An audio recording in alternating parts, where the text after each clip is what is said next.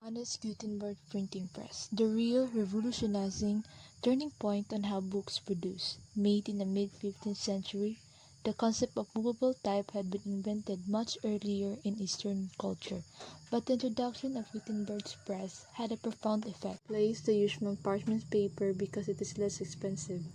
Revolutionized the way people created and produced books. Printing press.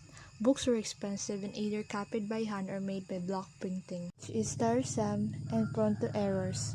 This is why, around 1450, Johannes Gutenberg created the process using movable metal type, which meant that letter could be arranged in countless patterns. This movable type pieces consist of reversed letters cast in relief on the edges of lead alloy stocks. They were handmade and expensive, and the designs were as different as the people who carved their molds.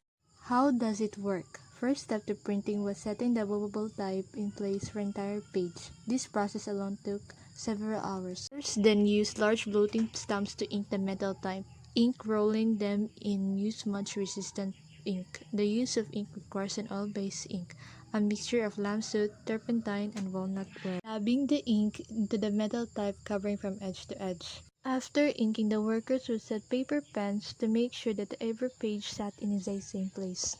The workers would then place the paper in a frisket, then fold the frisket over roll the bed. Rolling the bed under the platen, the workers would then pull the lever to tighten the screw, firmly pressing the ink into the paper. This was faster and more accurate than any previous methods.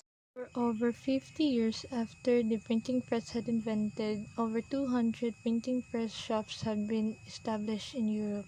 Gutenberg's major project was printing the Bible in Latin. This contributed to major cultural and intellectual movements, such as the Renaissance, the Reformation, Scientific Revolution, and the Enlightenment. Through this invention, messages spread easily and copies could constantly be produced.